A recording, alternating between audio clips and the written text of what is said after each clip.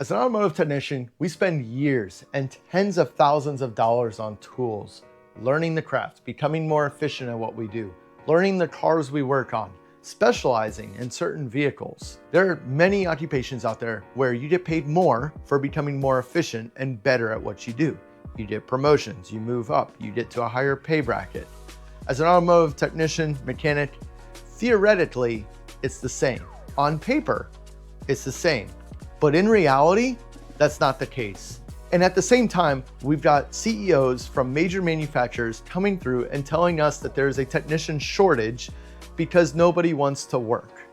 This morning when I woke up, there were 6,000 bays in our dealerships with no technicians. So can't get my car fixed? Nope.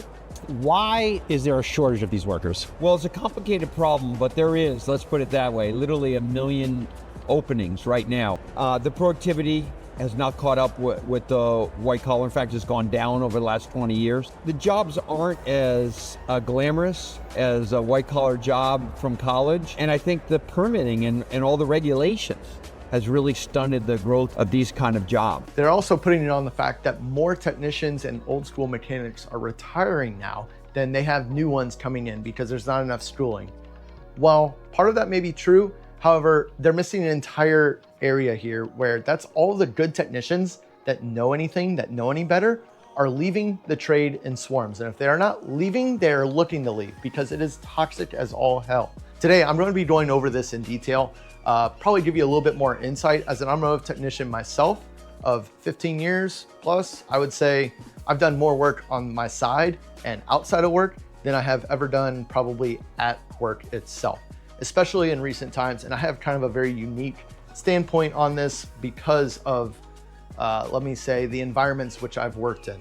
So picture this, you spend hundreds of hours doing training. You spend tens of thousands of dollars on diagnostic tools in general, just trying to become better at your craft, trying to make more money. The idea is the more money and time you put into a trade, the more money you can get out of it. Well, in automotive, on paper, that sounds correct. And to break it down in the simplest example here, the senior technicians at the shop get the most difficult jobs. The most difficult jobs pay oftentimes the least amount of work. Why is it, you may ask? Well, it's not really just a matter of removing and replacing an engine. There's time spent diagnosing this, and with that comes many years of experience. And for some guys, you could say, oh, well, I can diagnose this in an hour or two, but some other guys might spend 5 to 10 hours diagnosing the same problem. Should those guys that spend the most amount of time get paid that time? Not necessarily in a flat rate environment, and it definitely doesn't work out that way. However, what the manufacturers are saying is we don't pay for diagnosis time if it's anything less than 2 hours of diagnosis. How does that freaking work? So if a car comes in, brand new car, nobody else has worked on these before, and one technician spends 2-3 hours diagnosing the car, he does not get paid for that time. It becomes a 0.5 hour repair, and because he is the senior tech, he might get paid the most flat rate pay. That experienced technician is consistently getting screwed over. And that is why the automotive industry, in the most simplest form, is not maintaining good technicians. They are leaving, they're saying, screw this, I'm getting out of it. It is currently the only trade where I can think of where trying to become a master of your trade bites you in the end. Because you are the senior master tech, and on paper, it doesn't mean anything. What matters is how good you actually are. Let me put it this way. I've seen master ASE certified technicians that can't replace an alternator on an Acura or a Honda. If you come at me saying you're a master ASE certified mechanic, I'm sorry. That just goes in one ear, out the other. It doesn't mean a thing. Show me what you know and what you can do and what you have done, because ultimately that is what matters. And the craziest thing is the same guys that are telling people what their pay should be have no idea how to actually do the work that is required of them. If you're getting paid $120,000 a year as an automotive dealership technician, good for you, because that is almost impossible in this day and age. Now, back in the 90s, late 90s, early 2000s, I could see that was probably a thing. It was probably a lot more back then. For some reason, warranty started cutting down on the prices that they pay for certain jobs, and the amount of money technicians were making pretty much remained stagnant. So $90,000 back then, what would that be today? probably $160, close to $200,000 today, that would be really nice. I would definitely stay in the trade. I would definitely put up with a lot of bullshit at dealerships if that was the case. But unfortunately, that's just not how things work anymore. Also, not to mention, the rising complexity of vehicles and the amount of software that's now being shoved into them is now 10x what it used to be back in the early 2000s. It's not uncommon to find 30, 50 plus control modules into a vehicle. And oftentimes you're trying to diagnose a software issue, and that's almost impossible as a technician because you're not provided that information as a technician. So with that, the problems stem down to the technician of flat rate problems. We got free diagnostics that are being pushed on the technicians. There's an unpaid labor issue where technicians are constantly being pushed to do labor for free, and the long labor times that dealerships are pushing on certain jobs, but then you get halfway through it and the parts are not available. And of course, tool debt. Oftentimes, many dealerships don't understand the rising cost of tools that are needed to do the job. For instance, that one time that you have your advisor come back and request something as simple as putting air in the tires of a vehicle. Do you think if that $250 that technician had to pay for that tire pressure tool was understood by the manager and service advisor, that they would probably charge a little something or give the technician a little something just for putting air in the tires? Putting air in the tires most of the time is a courtesy. It's a way to get customer retention and have them keep coming back. Now, could they go get a cheaper tire pressure gauge? Yeah, but at that point, what happens when the customer leaves and starts complaining that their tire pressure is not what it's supposed to be, or their tire pressure light is still on because the gauge that was used was not accurate?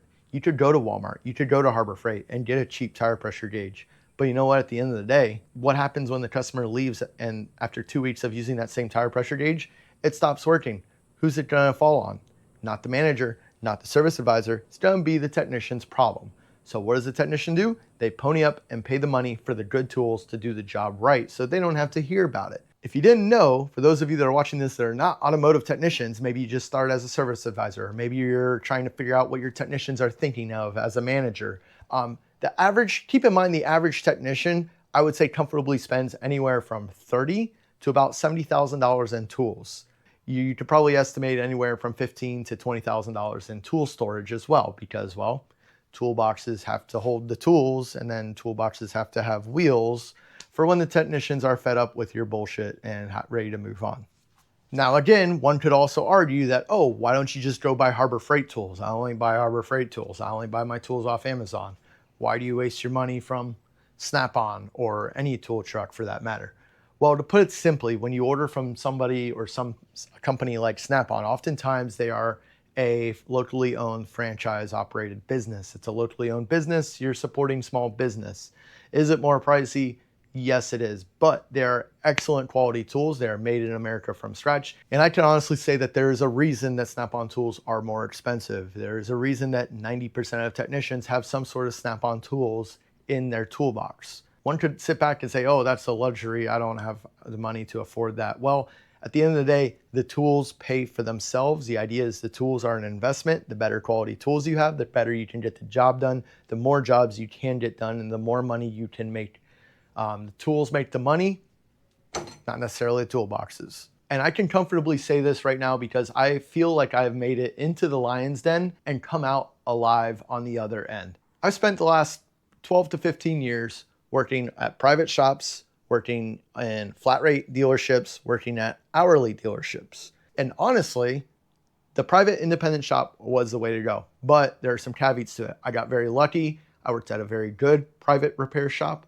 Working at a dealership was probably the worst. Working at an hourly dealership might have been a little bit better, but there's catches to that too, which I'll get to later on in this video. Now, as for flat rate repairs, for those of you that are in the trade, you are probably aware of this, but for those of you that are not in the automotive dealership realm, typically warranty pay is half the pay of regular time. So if you are a customer bringing your car to a dealership, that technician gets paid in full. If it is warranty pay, that technician gets paid half of that. Now answer me this, why should the manufacturer have their own problems on vehicles and pay half as much as the customer who retains the vehicle for longer has to pay more? On paper, it looks the same, But in reality, that's what it is, because the technician gets paid, let's say 9 hours for an engine job outside of warranty. If that same engine job is covered under warranty, that technician only gets 5 to 6 hours. Long story short, the deeper you go into this industry, especially as a mechanic, and the more time you spend there, and the more you try to understand it, the more you realize that it is broken. It is terribly broken, and something needs to come to a head. And I believe we are almost there, because the CEOs are at least realizing that, hey, there is a shortage of technicians, but the question is, how do we resolve it? How do they fix it?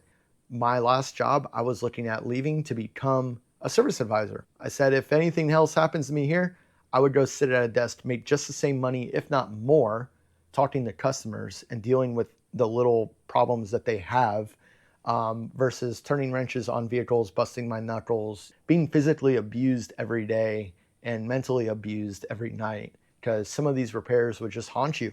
How do I resolve this? How do I fix this problem? Did I tighten those lug nuts before I shipped the car? Just stupid stuff like that. You do it every vehicle, but you always question in the back of your mind whether or not you do. The farther you go, the better you become as a technician, the more screwed over you become, because at the end of the day, as a shop foreman, unless you get that conversion from flat rate pay to salary, in which then they got you by the balls in another way, because then they can keep you there for 60, 70 hours and you get paid the same amount. And not only that, but you have to answer to every single mess up that is done in the shop. Been there too. It's not fun, it's not pretty, and you did all the dirty work still at the end of the day, because when everything else falls apart and that new guy messes up 3 times in a row, who's gonna take care of it and answer to the problems? You are. Now, I wanna talk about my last job, which was hourly. And at first it was really cool. It was an hourly repair job at an EV manufacturer that I will not name, because I will make a future video talking about that. At first it started out really cool, because my immediate manager and shop supervisor, let's say shop foreman, would give you a car and tell you, get it done, do it right, take your time, just figure it out. It was very cool at first, actually. But then it became bigger corporate, and that took over. And what happened when that happened is they started focusing more on the numbers. Oh, we gotta make this look better. We gotta make this look better. And then it became a matter of watching what they considered your productivity. So at a normal shop, you have flat rate repair. But at this manufacturer, I had productivity. So if you didn't make your productivity, instead of not making any money, you just got fired, which is the other caveat to hourly pay as a technician. If you are not good enough, you get fired as hourly. If you are not good enough as flat rate, you don't get paid. Pick your poison.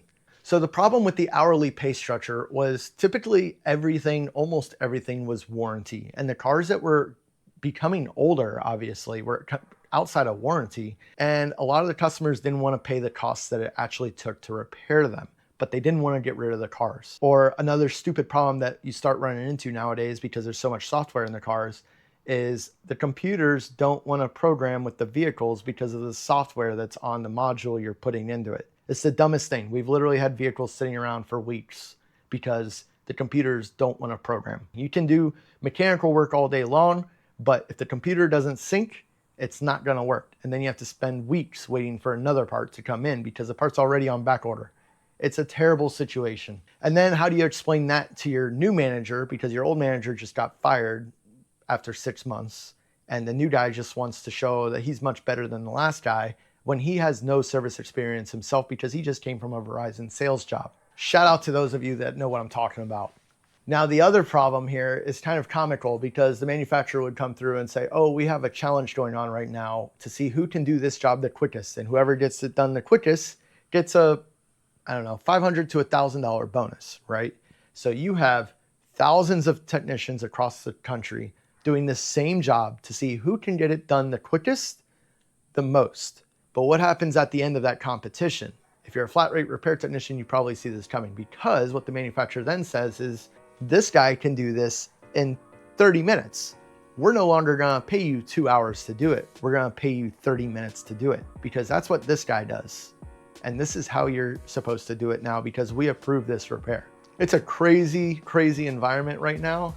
And the grass is not always greener on the other side. And if you're a technician, you probably heard the saying, toolboxes have wheels, which is entirely true. However, the grass isn't always greener. It is getting very dark in this industry, and something needs to come to a head, because at this point in time, they're no longer hiring automotive technicians to repair cars.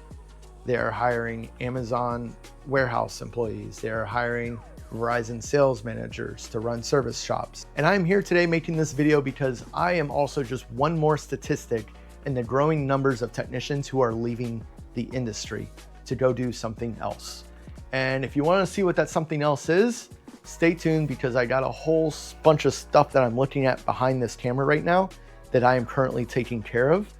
That is primarily why my videos have been a little bit slower lately, because I have started more or less my own business, and I'm currently trying to get that underway. So I apologize for the lack of videos that have been coming through lately. I am still waiting on the 300ZX motor. The Supra is sitting pretty. It's running very nice. I am enjoying it while I can. However, my time is extremely limited right now, and it is becoming hotter than hell. So if you guys enjoyed my rant on this video and my little bit of insight into the messed up automotive industry, thank you. Thank you for hearing me out. But stay tuned. Be sure to hit the like and subscribe button. Thank you all very much for watching. If you want to get any merchandise and support me, my family, the builds I have, and the knowledge I have to share with you guys, please be sure to like and subscribe, or follow me on my Instagram. Thank you to every single one of you, and we'll catch y'all next time. See you.